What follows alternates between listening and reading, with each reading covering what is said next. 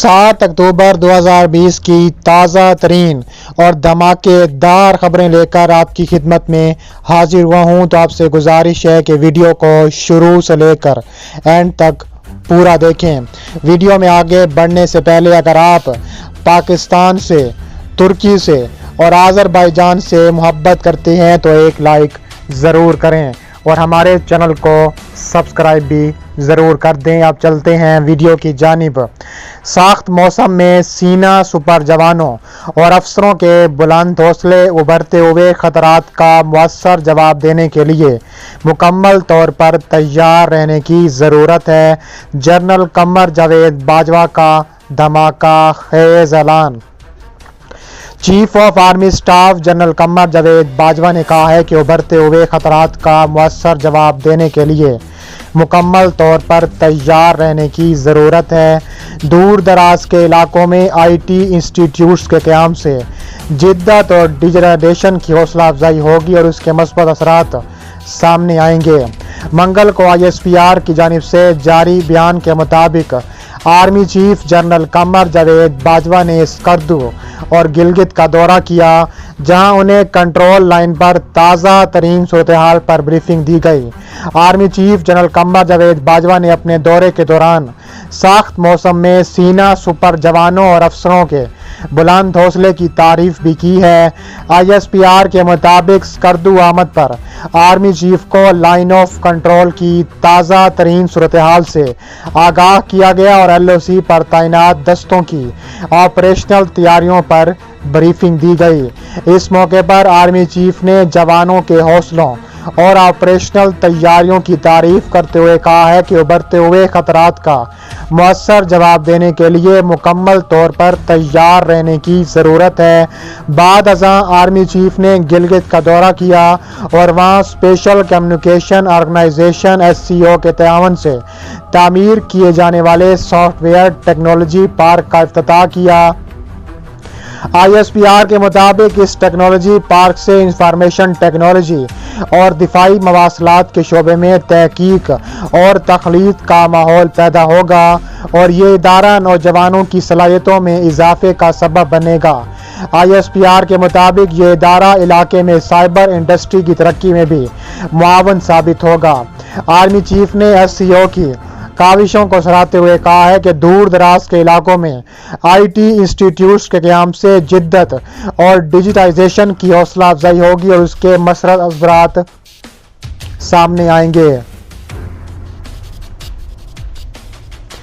तुर्क सदर ने आर्मीनिया के खिलाफ जंग में आज़रबाईजान की खुलकर हमायत का ऐलान कर दिया। तुर्क सदर रजब तैयब एर्दोगान ने दो टोक अल्फाज में कहा है कि तुर्की आज़रबाईजान के साथ था और अब भी खड़ा है। आर्मीनिया के खिलाफ लड़ाई में अंकारा आइंदा भी बाकू की हमायत जारी रखेगा। उन्होंने कहा है कि आज़रबाईजान के आवाम बड़े मसाइब से गुजर रहे हैं। हम आज़रबाईजान की मुसल्लह अफवाज की कामयाबियों को मुबारकबाद पेश करते हैं और हम इन फतवाहत में आपके साथ कंधे से कंधा मिलाकर खड़े रहेंगे। अल्लाह अकबर, अल्लाह अकबर। आर्मीनिया के ज़ेरे कब्ज़ा इलाकों को छुड़ाने के बाद आज़रबाईजान के फ़ौजियों का अज़ान देकर फतह का ऐलान सामने आ गया। आर्मीनिया के ज़ेरे कब्ज़ा इलाकों को छुड़ाने के बाद आज़रबाईजान के फ़ौजियों ने अज़ान देकर फतह का ऐलान किया। आज़री फ़ौजियों की नागोर्नो कराबाख के इलाके की जानिब पेशकदमी जारी है। हमले में शदीद नुकसान की वजह से आर्मीनिया की फ़ौज कई महाजों छोड़कर भाग गई है। आज़री फ़ौज की पेशकदमी जारी है और मज़ीद 3 देहात से कब्ज़ा छुड़ाकर अपनी पोजीशन मुस्तहकम कर ली है। इन फतवात का ऐलान आज़रबाईजान के सदर इल्हाम अलियोव ने किया है कि नागोर्नो कराबाख के ज़िला जिब्राइल के मज़ीद 3 देहात से आर्मीनिया का कब्ज़ा छुड़ा लिया है। خیال رہے کہ عالمی سطح پر نیگورنو کاراباخ آذربائیجان کا تسلیم شدہ علاقہ ہے، تاہم اس پر آرمینیا کے قبائلی گروہ نے فوج کے ذریعے قبضہ کر رکھا ہے، جبکہ اسی قبضے کے باعث پاکستان آرمینیا کو تسلیم نہ کرنے والا دنیا کا واحد ملک ہے۔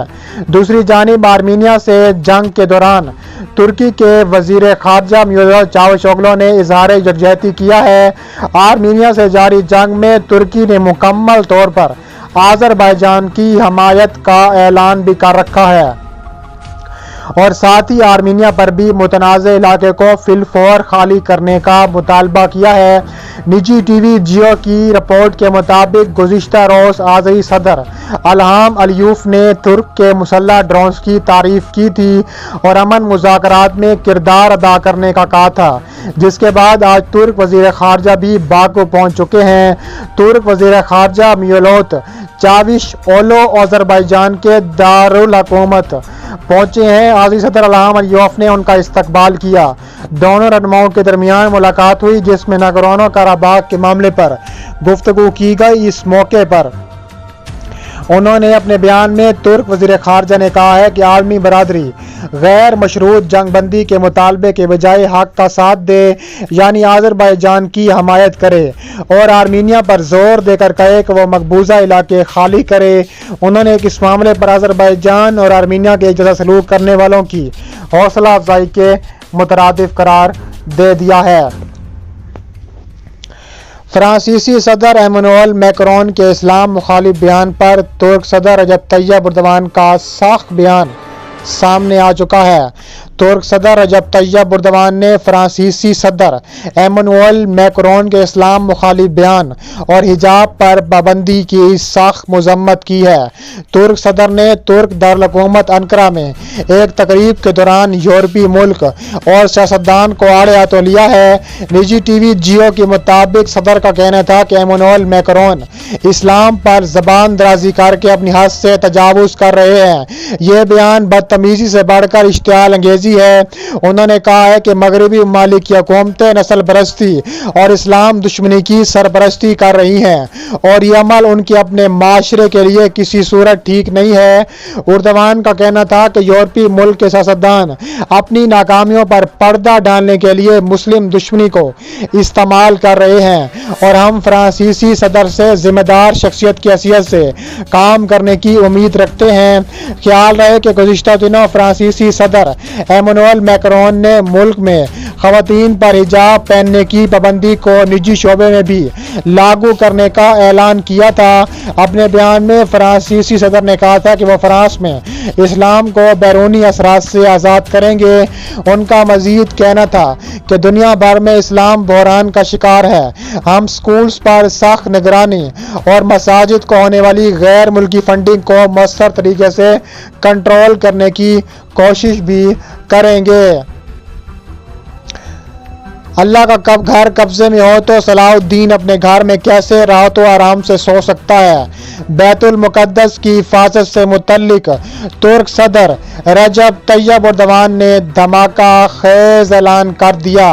ترک صدر رجب طیب اردوان کا کہنا ہے کہ بیت المقدس کی حفاظت ہر مسلمان کی ذمہ داری ہے۔ بین الاقوامی صلاح الدین ایوبی کانفرنس کے حوالے سے ہدا پارٹی کے چیئرمین اسحاق سالام کو بھیجے گئے پیغام میں انہوں نے کہا ہے کہ ہم بیت المقدس کے دوسرے فاتح صلاح الدین ایوبی اور ان کے دلیر فوجیوں کو رحمت و مغفرت کے ساتھ یاد کر رہے ہیں۔ نجی ٹی وی کی رپورٹ کے مطابق انہوں نے صلاح الدین ایوبی کے ان الفاظ کا حوالہ دیا ہے، اللہ کا گھر قبضے میں ہو تو صلاح الدین اپنے گھر میں کیسے راحت و آرام سے سو سکتا ہے؟ صلاح الدین بیت المقدس کا عاشق ایک عظیم کمانڈر تھا۔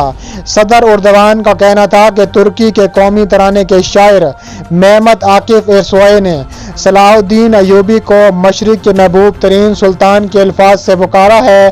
وہ صرف مسلمان کے دلوں میں ہی نہیں بستے بلکہ اپنے عدل و انصاف، دلیری اور شجاعت، شفقت و مرحمت کی وجہ سے اپنے دشمنوں کی نگاہ میں بھی ہمیشہ ایک اعلیٰ مقام پر رہے ہیں۔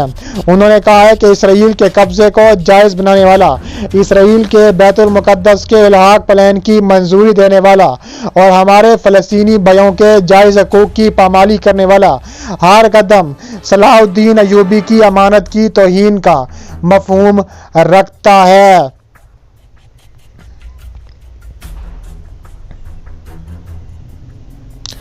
بھارتی زیر قبضہ جموں و کشمیر میں آبادی کا تناسب تبدیل کرنے کے لیے بھارت کی نئی سازش سامنے آ گئی۔